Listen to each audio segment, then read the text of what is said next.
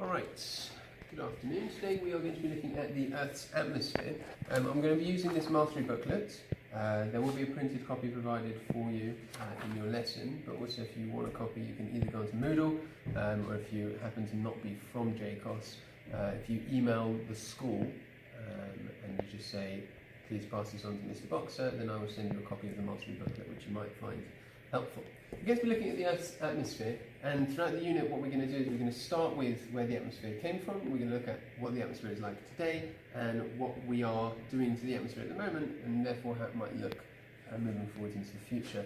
The atmosphere is a very thin layer of gases that surrounds the Earth. So you've got the Earth is a nice big ball of rock, and then around it you've got an incredibly thin layer of gases. Now nowadays those gases are mostly nitrogen and oxygen. 80% nitrogen, about 20% oxygen, and it's not always been that way, and those gases have changed quite radically over time. Our story for today starts with the Big Bang, so we're talking 13.5 billion years ago, a long time ago. All matter in the universe comes into existence from a single point, and essentially for the first few billion years what you've got is just bits of space dust, tiny bits of particles, some atoms clumped together, a molecule here, a molecule there. Over time, those tiny bits, they start to get attracted to each other by gravity. And they start to clump together into bigger and bigger and bigger and bigger bits. And eventually you get really quite large clumps of rock. When those clumps of rock smash into each other, they smash with an enormous amount of force, because if you've got a piece of rock that's the size of an entire country, smashing into another piece of rock that's the size of an entire country, when they hit each other, there's going to be an enormous amount of force there. And whenever those two surfaces collide like that, it's going to generate a lot of heat. It's going to get very, very hot. And that heat in turn will melt the rock and allow those large clumps to kind of fuse together. So imagine that you've got like Maltesers almost, and when you smash them together, they get so hot at that chocolate bit that they can melt the chocolate and get stuck together, and that's the kind of thing that we're talking about. So the Earth as we know it formed about 4.6 billion years ago. So about 4.6 billion years ago, we end up with the shape that looks a lot like our Earth, about the same size as well. It's very, very, very hot. It's incredibly, incredibly hot. That's what we know about the Earth in its infancy. So this is a CGI image, but basically what we're talking about is massive rocks all smashing together, huge amounts of hot liquid rock, causing everything to stick together until you get this really nice sphere, which is the planet that we live on now. It's incredibly hot. Now our Earth now has cooled, but back then it would have been so hot that everywhere would have been volcanoes, just going off everywhere. All of that heat that's underneath inside the Earth trying to escape in hot rock and just spewing all over the place. Nowadays we have very few volcanoes, but back then Earth would have been covered with volcanoes as the Earth was a lot hotter. Those volcanoes are releasing gases. They're releasing a lot of gas up into the atmosphere. Which gases? It's difficult to tell, but we suspect that the gases would have been similar to places like Mars and Venus. So a lot of carbon dioxide in the atmosphere, quite a bit of water vapour, and some nitrogen as well. So a lot of carbon dioxide, a bit of water vapour, and a little bit of nitrogen. That's what we think the first atmosphere would have been like. So you've got this ball of rock that's still really hot. We're over 4 billion years ago. Ball of rock, very hot, thin layer of gases, mostly carbon dioxide, bit of water vapour, bit of nitrogen. It's really difficult for us to know exactly what it was like then. And you'll see a lot of the time, you'll see a phrase like this, that scientists believe. So scientists believe that the early Earth would have been like this. Scientists believe that the early Earth's atmosphere would have been like that. And that's because we can't take direct measurements from back then. It's really easy for me to know now what the atmosphere is like. And even when we look later on, I can know what the Earth's atmosphere was like 100 years ago, or 200 years ago, or 1,000 years ago, or even 10,000 years ago. But billions of years is an incredibly long time scale, and I can't take any direct measurements, so I have to assume. So for example, I might look at, say, Venus and say, well, Venus is a really hot planet and it's full of volcanoes and its atmosphere is carbon dioxide. If our planet was very hot and full of volcanoes, then I can say maybe there was lots of carbon dioxide there. But it's an extrapolation. It's scientists trying to figure out what something was like when they don't have concrete evidence. So at this point, you can pause the video, and on your booklet on the first page, you can go from questions 1 down to 6, and when it says to use page 194, that's your red GCSE textbook that you've got on Caboodle, or you can get one of the hard copies. So from now you can do questions 1 through 6. I'd really suggest that before you do any of those questions, you make sure you read through the notes on the page so that you're more familiar with the material. Okay, moving on. This is what our planet looks like now. Now, the original planet will have been mostly black because it was rock that had been liquefied, melted, and then solidified, so very black, very dark, very hot, lots of volcanoes. Our Earth looks more like this now, and most of the surface of the Earth is covered in water. I said to you before that the volcanoes release a lot of carbon dioxide, water vapour, and nitrogen. Now, the water vapour, initially, while the Earth is young, is staying as water vapour.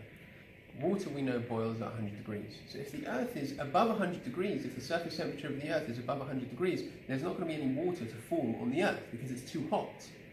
But like I said, over time, the Earth is cooling down and cooling down and cooling down and cooling down. And eventually it goes below 100 degrees. And that's really important because as soon as it hits 100 degrees and goes below that, the water vapour that's in the atmosphere that was spewed out from the volcanoes can condense, can turn into a liquid. And that's what rain is. So you've got the water that is in the atmosphere as water vapour, but it cools down, eventually turns into a liquid and starts to rain. And that's when we start to have things like oceans and rivers and the water cycle as we know it. It relies on the fact that the temperature of the Earth is significantly less than the boiling point of water. So we've now got seas, we've now got rivers, we've now got lakes that wouldn't have existed before. And it's at this point now that you can pause as well, and you can do question 7 and question 8.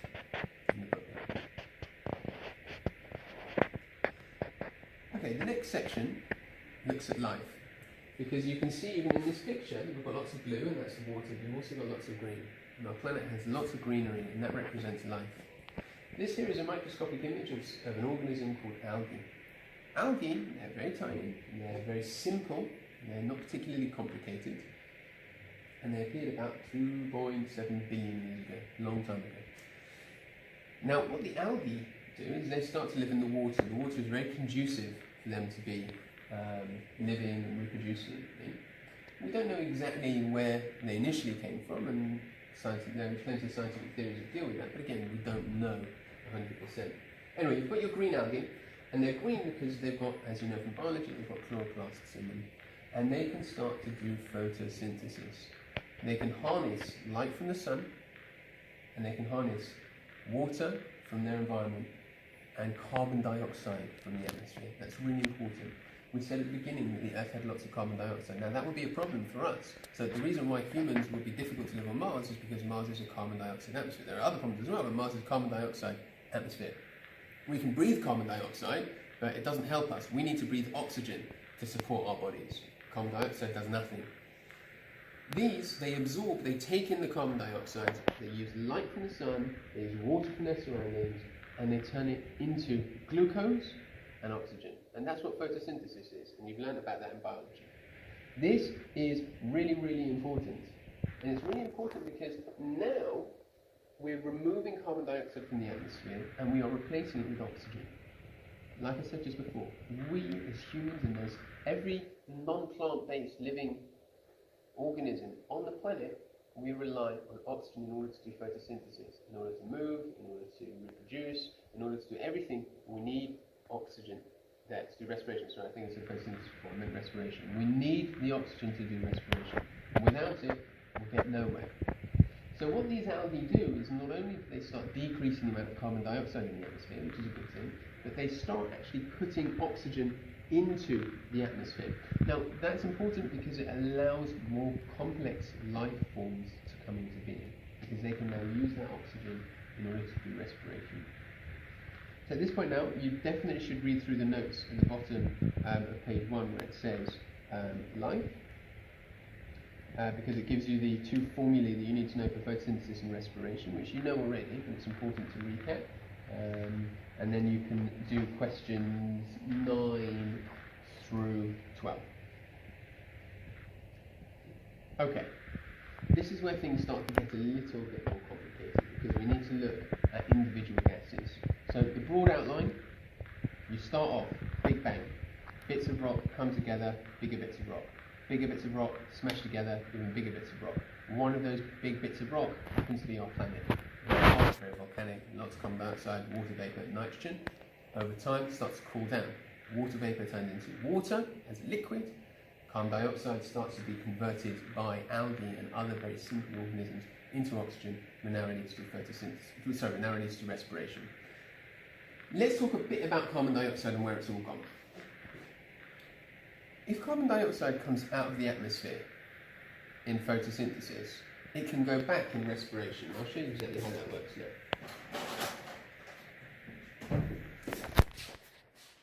This works. There we go. So photosynthesis combines carbon dioxide and water to make glucose and oxygen. Now, respiration, which is the flip side of photosynthesis, is where you take oxygen and glucose and you convert that back to carbon dioxide and water. And essentially what you've got is a little cycle that's set up. So you have respiration and photosynthesis going on, and they're kind of balancing with each other. So as the carbon dioxide gets taken in through photosynthesis, it will then get sent back when respiration occurs. So essentially, this happens in a plant. I eat the plant, I get the glucose, I release the carbon dioxide back to the atmosphere. Very simple cycle there. But there are certain processes which take carbon dioxide out of the atmosphere permanently. So this process, right, I'm an algae, I've taken the carbon dioxide out of the atmosphere, but it can get back into the atmosphere via some animal coming along and eating me, and then respiring and sending carbon dioxide back into the atmosphere. But there are processes where the carbon gets locked up permanently. It gets taken out of that cycle. And there are 4 ways that we talk about when we do that. The first way is through chemical reactions to form carbonates. So let's say, as a remnant from the Big Bang or from some process in a star somewhere, I've got iron oxide or calcium oxide or some metal oxide somewhere. Now, what that metal oxide can do is react with carbon dioxide and form a carbonate. So instead of having calcium oxide and carbon dioxide, I've now got calcium carbonate. Now, that's a rock. Calcium carbonate is rock, it's limestone, it's chalk. And what that means is that the carbon from the carbon dioxide is now locked up. There's very little I can do to calcium carbonate to get that carbon dioxide to be released. Certainly nothing natural, very limited natural processes. So I start with 2 compounds like calcium oxide and carbon dioxide, boom. Calcium carbonate locked up in the rock, carbon dioxide is not going anywhere, it's taken out of the cycle. Really important. There are also certain organic processes that we need to pay attention to.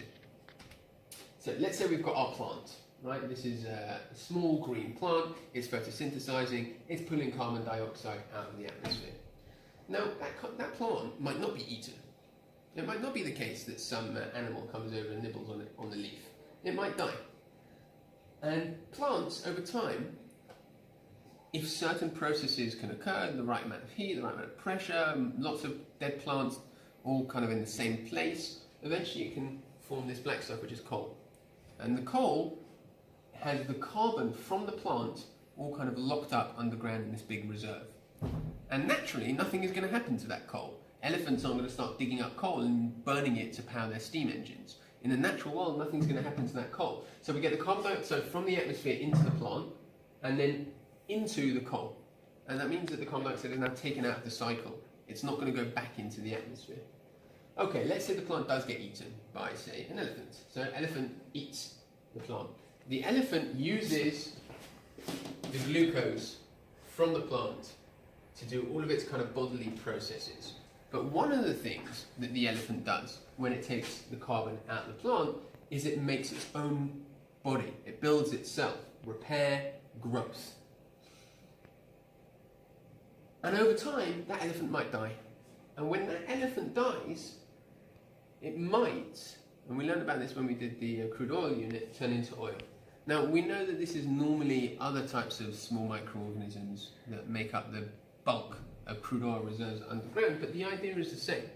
that you have living beings that die, and if the conditions are just right. So normally we talk about in the ocean where they die, they sink to the bottom, they get covered in mud, more mud, more mud, more mud, compress, lots of heat, eventually it will turn into crude oil. And again, that crude oil is going to sit under the ground, and it means the carbon that started in the atmosphere, then went into the plant, then went into the elephant, is now underground. It's not going anywhere. So the carbon has become locked up. It's not part of that cycle anymore.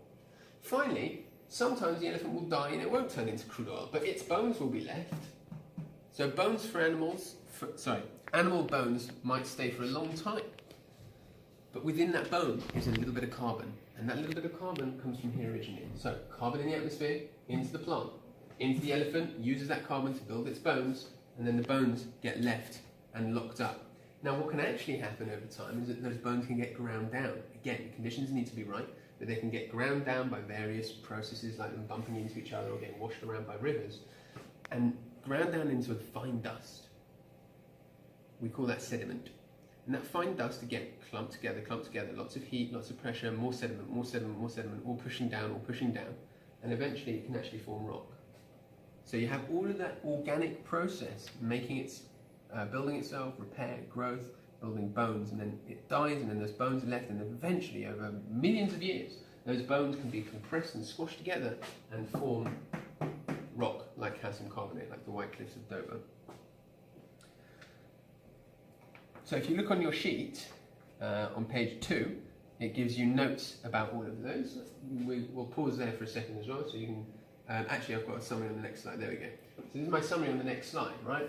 That your skeletons and shells that are made by animals or sea creatures or whatever, they fall to the bottom of the ocean, the pressure increases, you get more layers, sedimentary rock.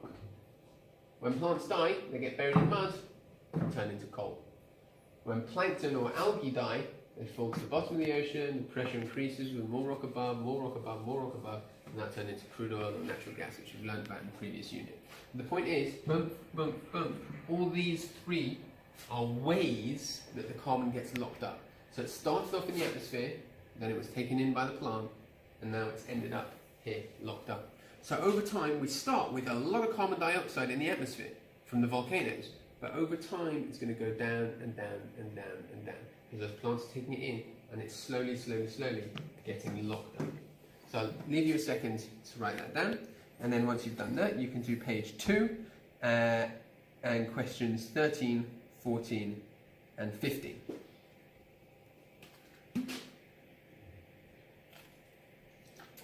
Okay.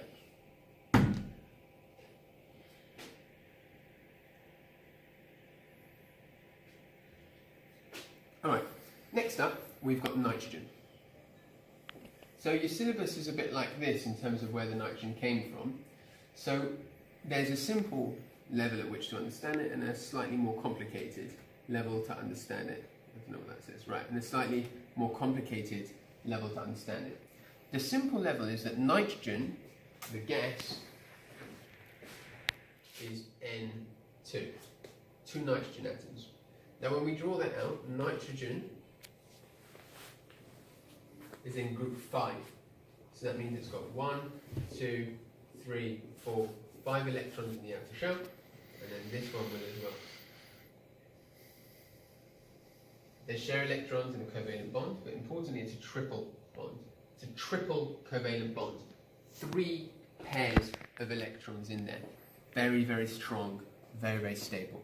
And essentially, as soon as nitrogen gas gets made, it's not going anywhere.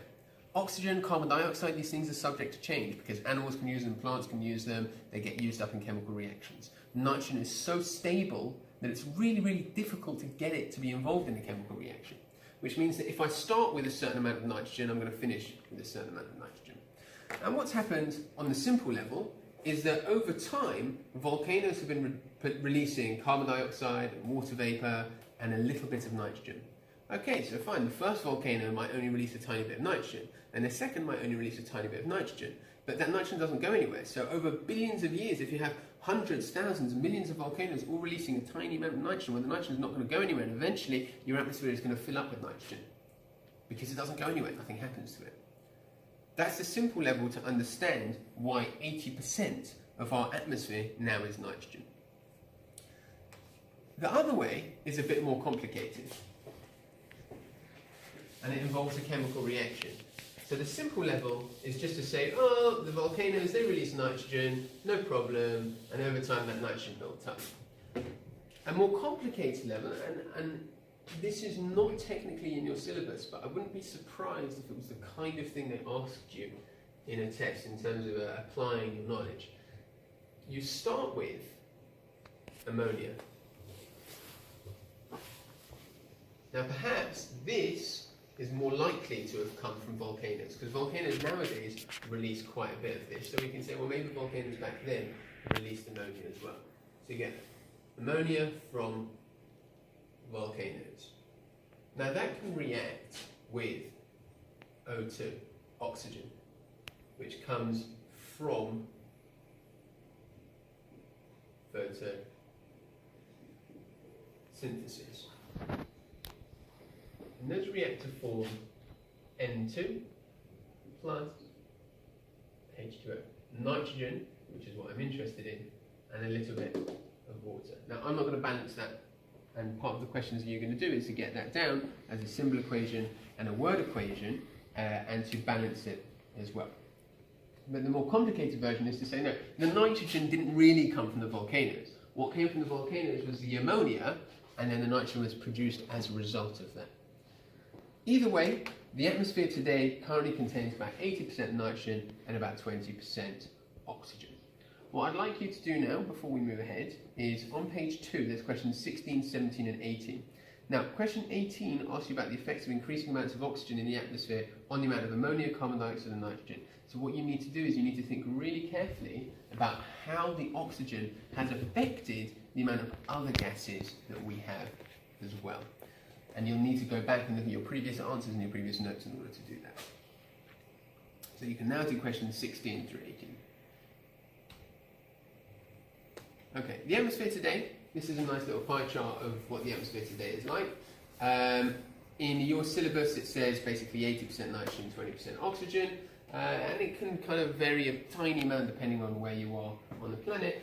So some estimates more like 78% nitrogen, 20.9% oxygen. There's some other stuff in there as well, tiny bits. So argon, which is one of our noble gases, carbon dioxide 0.03%, only a very small amount of the gas in the atmosphere is carbon dioxide, and then some other stuff like water vapor and some of the other noble gases.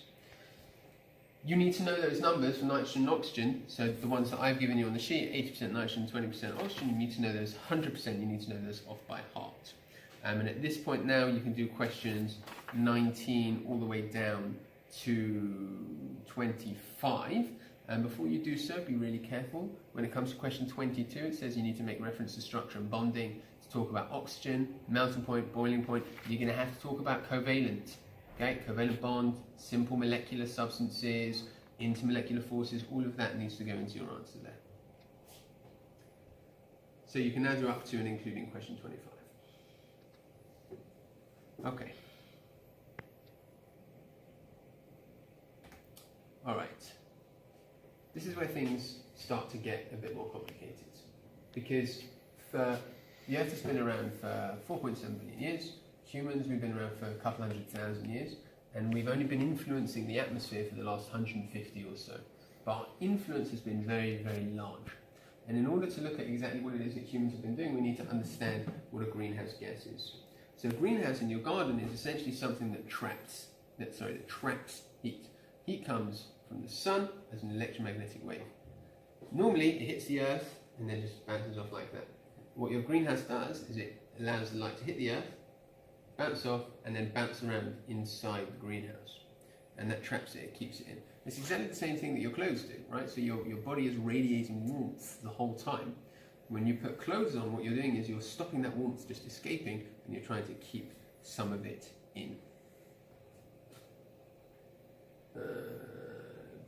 So we get heat from the sun, and what I'll do is I'll try and summarize all of this in a nice little diagram to make it make a bit more sense for you.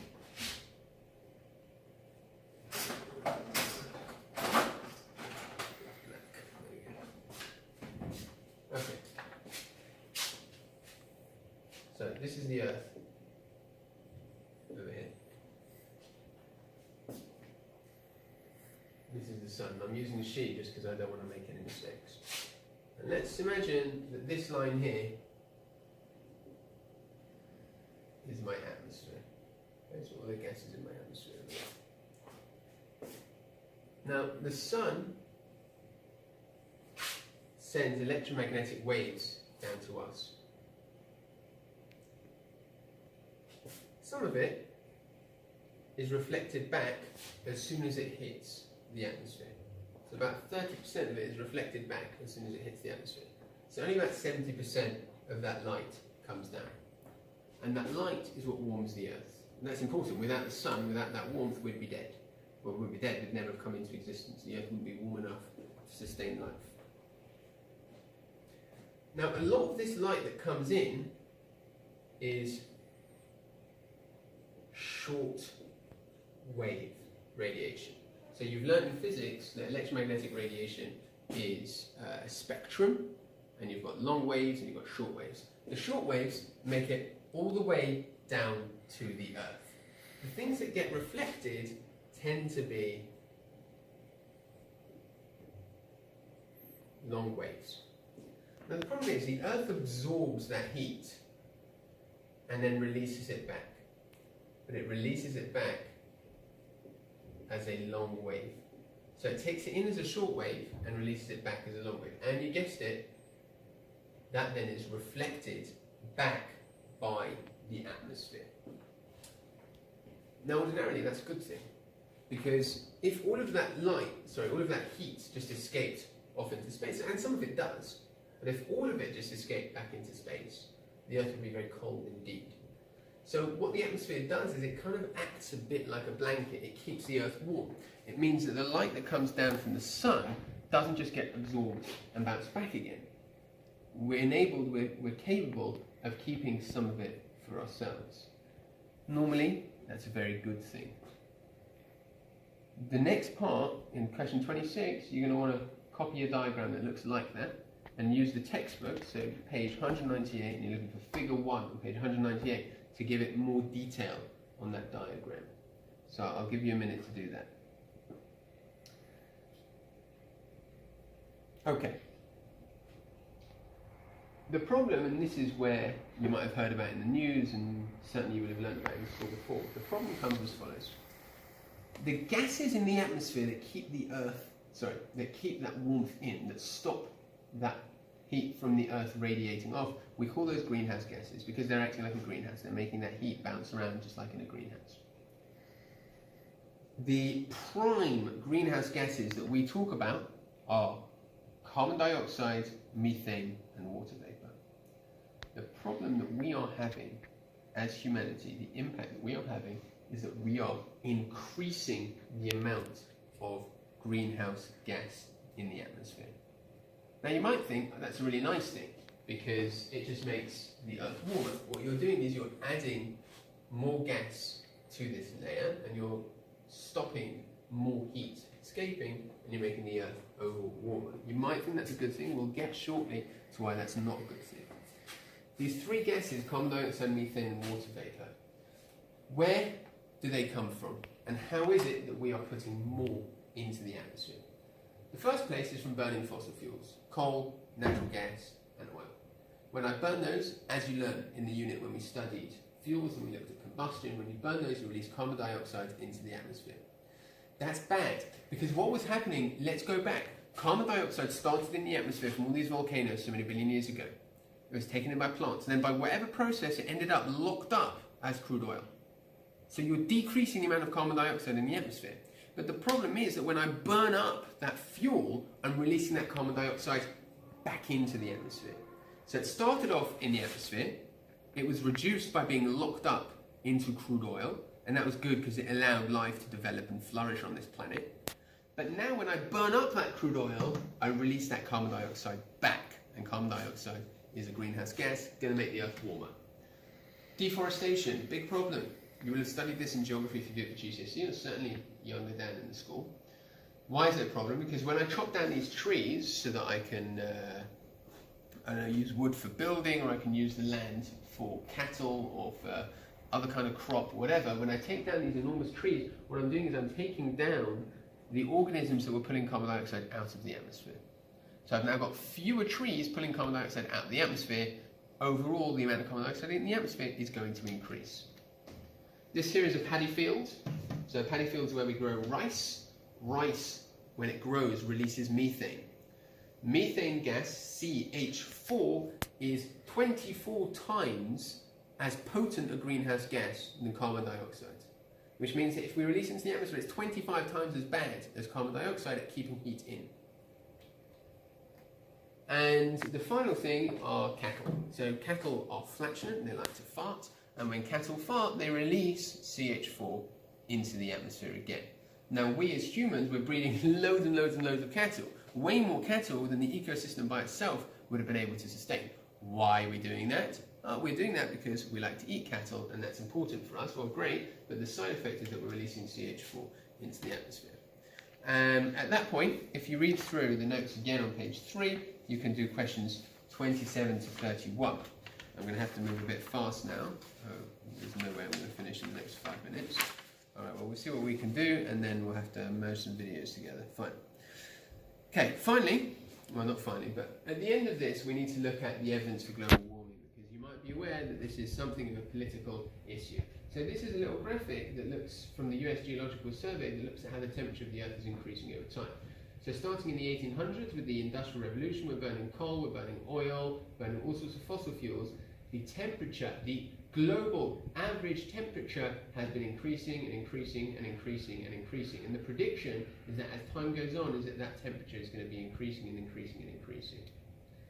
Now this here is a graph showing the amount of carbon dioxide in the atmosphere and the time before the present. So if you go back 800,000 years, go back 800,000 years, that's showing you how much carbon dioxide there is. And we can work that out using a technique called ice coring. So essentially what we do is we dig down into the ice and we can use little bubbles trapped in the ice to figure out what the atmosphere was like many hundreds of thousands of years ago. You don't need to know much detail on that. But what you can see is that these spikes roughly relate to each other. The science is really clear. We believe as scientists that as we increase the amount of carbon dioxide, we're increasing the amount of greenhouse gas, we're going to increase the global temperature.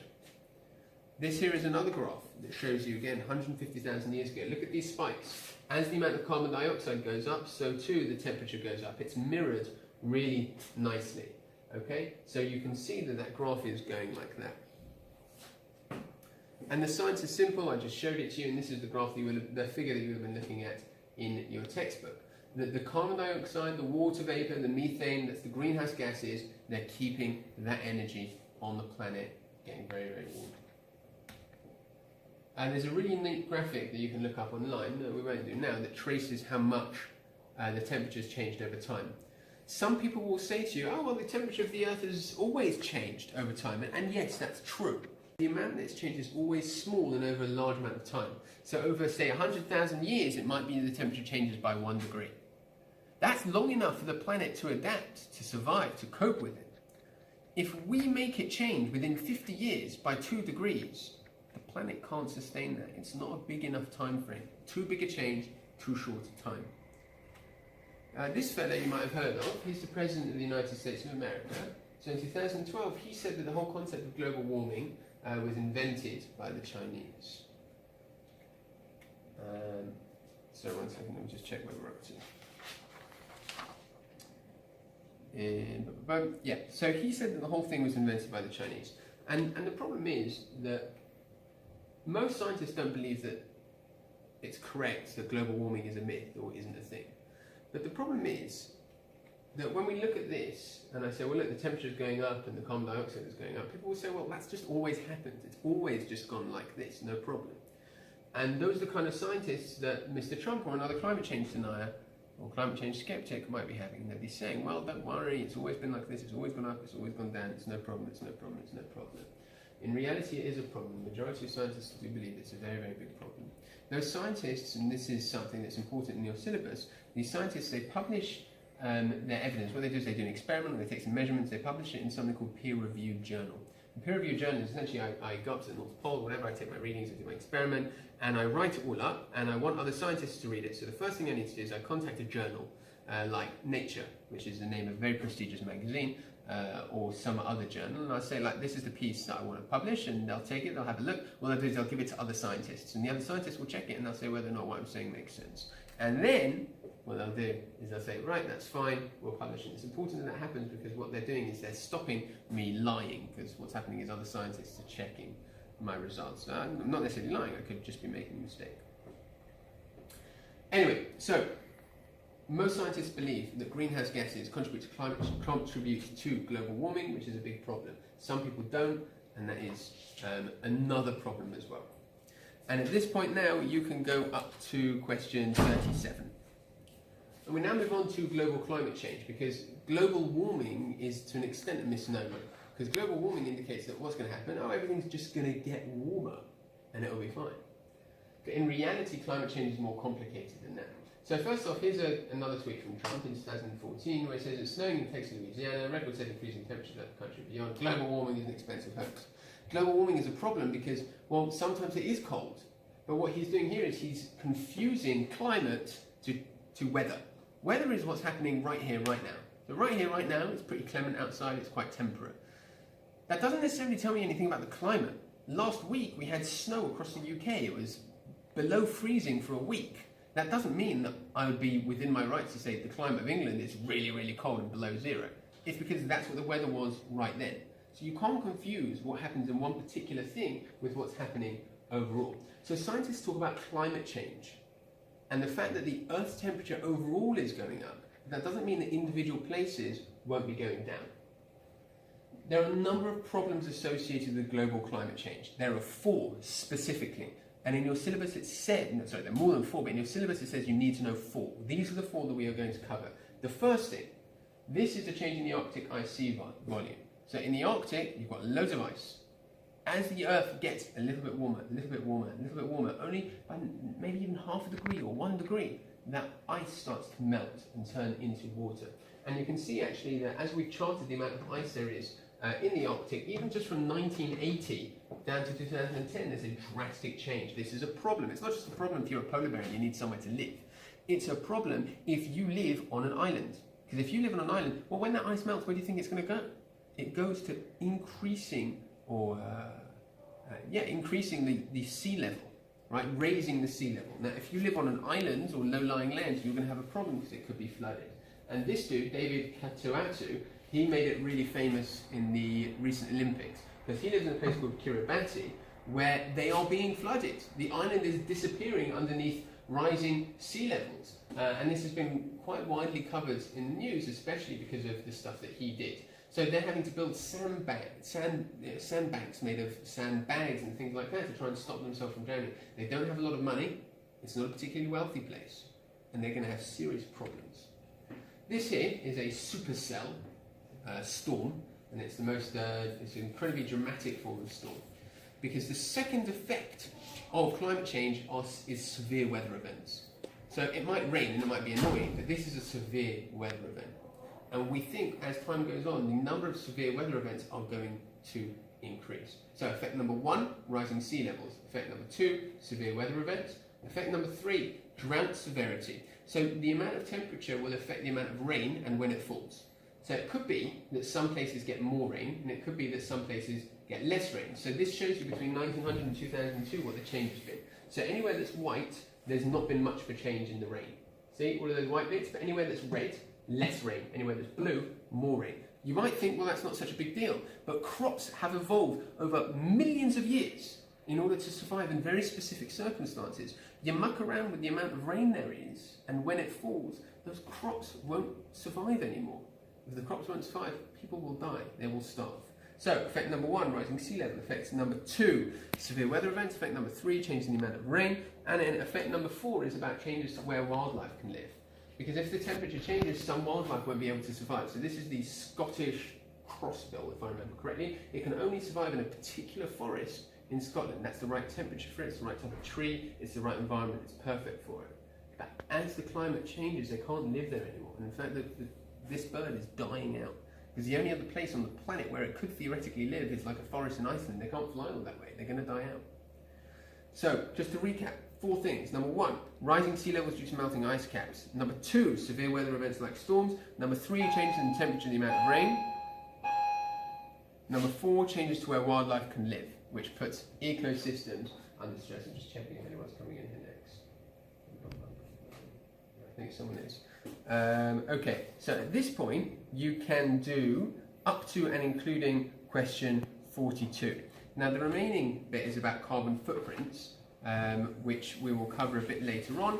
And so we will stop there, and I'll do carbon footprints and atmospheric pollutants another time. Okay, we've got 2 sections left of the chemistry atmosphere to deal with. What we've looked at so far is the way that the atmosphere started. We've got a big ball of hot rock, volcanoes spewing everywhere, lots of carbon dioxide, nitrogen, water vapour. Over time, the water vapour cools down, turns into water, rivers, lakes. Carbon dioxide starts to get used up by plants in photosynthesis, which are releasing oxygen. Carbon dioxide can also get locked up, and we saw how that gets locked up in rocks or in fuels like crude oil or coal, and how it can also get locked up by reactions with metal oxides. We then looked at how we as a species are starting to pump a whole load of carbon dioxide back into the atmosphere and the worrying effects that they can have. Remember, carbon dioxide is a greenhouse gas. It contributes to global warming and climate change. And climate change is an important one because we're looking at 4 specific effects of climate change, the ones that you need to know off by heart. So rising water levels, the fact that rain is going to be in different places at the wrong time, the fact that you're going to have some more severe weather events, and finally that animals won't be able to live in the place where they've adapted to over the last however many millions of years. Okay. So it's really imperative to us as humans that we start to reduce the amount of carbon dioxide that we put into the atmosphere. Essentially, any process for us which generates energy, so whether it's driving a car or charging your phone, if we're using a fossil fuel, we're using crude oil, we're using natural gas, or we're using coal, we're going to be releasing carbon dioxide into the atmosphere. So it's important to try and limit that. So what could you do? Well, you might say, well, I'm going to buy an electric car. Electric cars, if I can get electricity from a renewable source of energy, like a wind turbine or from hydroelectric, then the electric car will be better because the whole time the engine's going, it's not going to be releasing carbon dioxide. But something that we're going to look at in a couple of units' time is something called a life cycle analysis, which is where you can't just look at the car as it's driving around. You have to look at the car across its entire life cycle. How much energy does it cost to make the car? How much carbon dioxide is involved in making the car? How much carbon dioxide is involved in getting the car from wherever it's made? You know, if the car is made in Japan, right? How am I going to get it to London? I need to get a boat. I need to get on the boat. How's the boat going to go? Well, it's got a big engine. It's burning up fossil fuels. It's releasing carbon dioxide. Then, when I'm done with the car, how do I get rid of it? Well, can I just chuck it in a landfill? What environmental impact does that have? Do I need to get rid of it in a more sophisticated way? Do I need to use energy to get rid of it? Well, then I'm going to be releasing more carbon dioxide.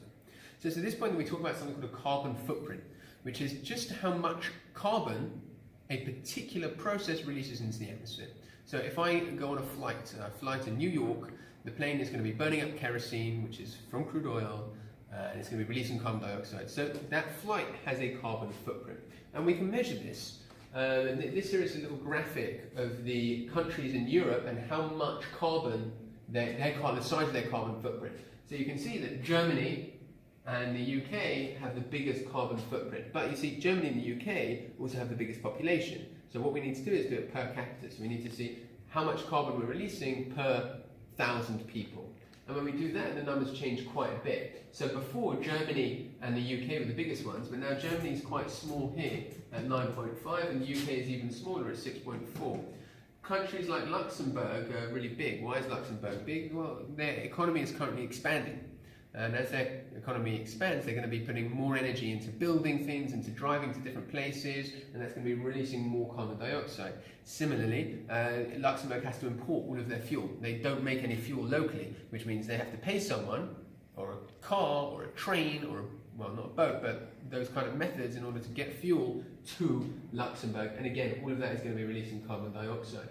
Then there's a really important political problem here, because countries are saying, and this is the famous Paris Agreement, which was in the news recently, countries are saying what we need to do is we need to collaborate together to reduce the amount of carbon dioxide. And countries like the UK and Germany are going to turn around to countries like Luxembourg or countries in Africa or less developed countries and say, you need to be burning less fossil fuels. And they'll turn around and say, well, that's really cute and it's really a nice idea, but you've spent the last 150 years burning fossil fuels and making your economies large and eradicating problems like child death and things like that. Well, why shouldn't we be able to do the same? You've already had your chance, you screwed up the atmosphere. Why should we say, well, we're going to be so nice and benevolent in the atmosphere when it's going to hamper our progress? And that's a legitimate political argument, and it's very, very difficult. Anyway, in terms of the ways that we can reduce our carbon footprint, I've summarised a whole bunch on your notes for you. The first one is to use renewable sources of energy. So like I mentioned, you might want to use a wind turbine, a solar panel, hydroelectric, or in places like Iceland where they use geothermal. It's just about trying to get energy in a way that doesn't release carbon dioxide. You can use products less frequently, so if you can walk, for example, somewhere, then you should walk instead of driving, because when you drive, you're releasing carbon dioxide into the atmosphere. We can build more efficient products that waste less energy. So it used to be, a really good example of this are car engines. So car engines are a lot more efficient than they used to be. They release a lot less carbon dioxide but still get the same amount of energy. One really good example you might be able to notice, in some cars, whenever the car stops, the engine turns off. Whereas in other cars, the engine doesn't turn off, it just sits there idling over. That's because old engines, to turn them off and turn them back on again, use a lot of energy. But new engines, we've managed to perfect that process, so turning it off and turning it on again releases only a tiny, tiny amount of energy. So when the car is stopped in traffic, you can turn the engine off, stop releasing carbon dioxide, and then when you're ready to go again, the engine will turn itself back on again via the computer, and then, but overall you're not releasing a large amount of carbon dioxide. So that's really important. Home insulation is another good one. You have to burn up fossil fuels to get your house warm. So my house and most houses in the UK use natural gas in order to keep warm, but that releases carbon dioxide. Well, if I don't insulate my home properly, then I'm going to be losing loads of heat to the atmosphere. Well, sorry, that's not exactly how it works. I'm going to be losing energy from the thermal store of my flat into the thermal store of the surroundings, and I will need to replenish that by burning up more fuel. There are some really interesting methods called carbon capture and storage, which you can look up online, and there are some videos on the slides that we're not going to look at now. But basically what they do is they look at ways to try and get carbon dioxide back underground. So instead of releasing carbon dioxide into the atmosphere, you release it underground. Obviously the disadvantage of that is, well, how do you do that? You might need to pump it down. To pump it down, you have to use energy, and if you're using energy, then you're releasing carbon dioxide. So it's always a difficult equation. There's a really interesting one which is about taxing emissions. So if you are a government or you're the EU, you can say to a company, right, if you release this amount of carbon dioxide, we're going to fine you. We're going to make you pay X amount into the budget if you're releasing carbon dioxide. But we will let you off that, provided you go and plant 1,000 trees. So if you're going to release this amount of carbon dioxide, you need to go off and plant 1,000 trees, or you need to give us loads of money. And what that does, it encourages businesses to try and reduce the amount of carbon dioxide they are releasing. And if they aren't going to be releasing carbon dioxide, they're doing something positive about it. So either giving money which can go to research to try and improve things, or they're planting trees which can help to pull out that carbon dioxide from the atmosphere. And then the final thing which I've got in your notes is to use biofuels, which are carbon neutral. So if I make a fuel from a particular type of crop, so I grow the crop, and all the time the crop is growing, it's pulling in carbon dioxide from the atmosphere. I burn it up, and it's just releasing that carbon dioxide back. Overall, I'm not adding more carbon dioxide, because the plant originally took loads of carbon dioxide out of the atmosphere. So overall, I'm not changing things. Anyway, part of the problem here, like I said, is that it's politically charged. It requires international cooperation that doesn't always exist. So the Paris Agreement, which was the first really big agreement where most countries were involved, Donald Trump walked out of recently, and it just makes life a little bit harder when we're trying to make change like that. You are now able to do questions 43 down to 48, and you'll need a textbook for question 46. And now we're going to move on to the final section. Okay. Final section is about atmospheric pollutants. There are 4 atmospheric pollutants that you need to be aware of. You need to know where they come from and what they do, what the problem with them is. A pollutant is a harmful substance that goes into the atmosphere. In your answers, you might be tempted, so for example, if a question says in an exam, explain the drawbacks of using a particular fuel that releases carbon dioxide into the atmosphere. Don't just write, it's a pollutant, or it causes pollution. You need to be specific. What's the problem with carbon dioxide? It's a greenhouse gas, contributes to climate change. Both, done. With these ones, again, you can't just say they are pollutants or they are bad for the atmosphere. You need to say what it is, where they come from. So we've got carbon monoxide, particulate, sulfur dioxide, and oxides of nitrogen. And I have summarised them all for you on the table that is on the sheet. Okay, but just quickly to blitz through them. I think I've got some pictures actually to show you. What have I got? Go on.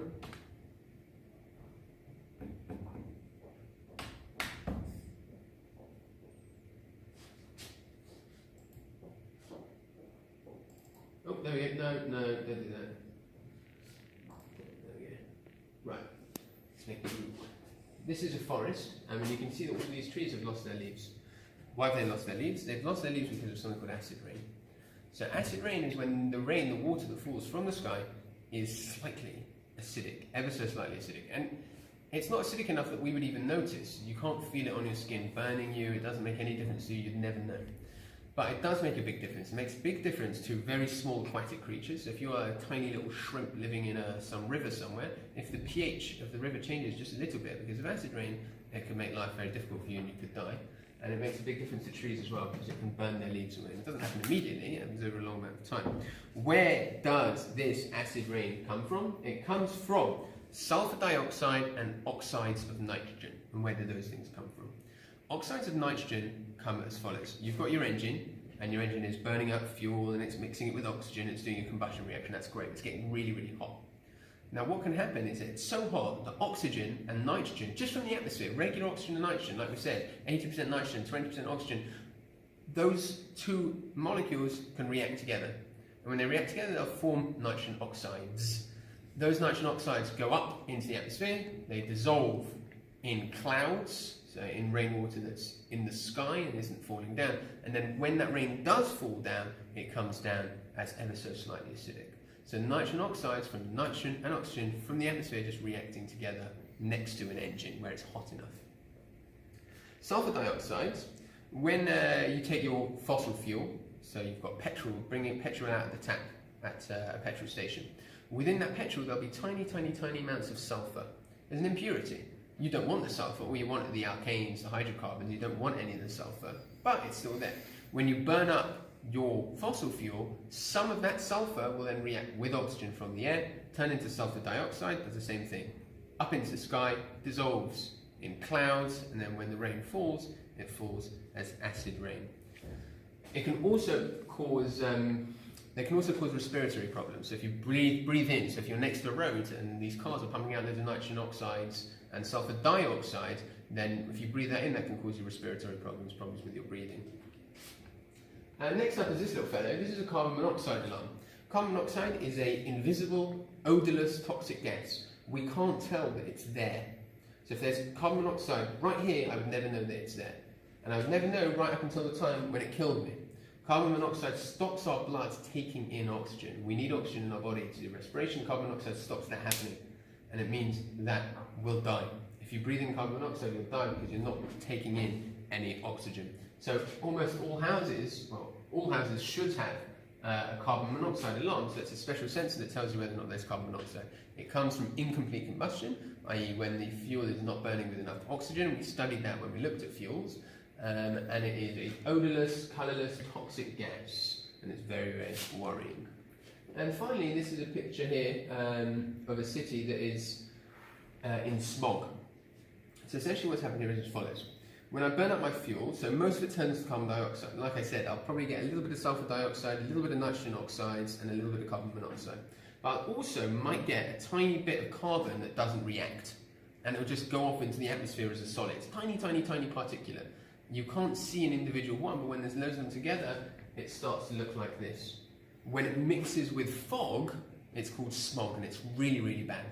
So these carbon particulates cause a couple of problems. The first problem is that they can cause massive respiratory problems. You breathe that stuff in, your lungs are going to be shot to pieces, and you'll have serious respiratory problems. And in fact, London used to be called the Big Smoke. And that's because we were releasing so many particulates that the city just looked smoky the whole time. And it was killing thousands of people, and I think in the 60s, the government passed something called the Clean Air Act, which means we can't burn coal in the city anymore because it releases too much particulate and it's too bad for people's respiratory systems. The second problem is something called global dimming. Global dimming is because there's so much of this stuff in the atmosphere, the Earth just gets ever so slightly darker. Now, you might not notice that. It might mean nothing to you. You might not even notice that there's more carbon particulates in the atmosphere than there were 10 years ago, or 20 years ago, or 30 years ago. If you're a plant, it does make a difference. Because if you're a plant, you need that light for photosynthesis, and you need just the right amount of light. And if you're not getting enough, you're not going to be able to grow properly. Right, so there's that table on page 5, which summarises all of that for you. And at this point, you can now do questions 49 through 57, and there's a summary activity on the back there as well.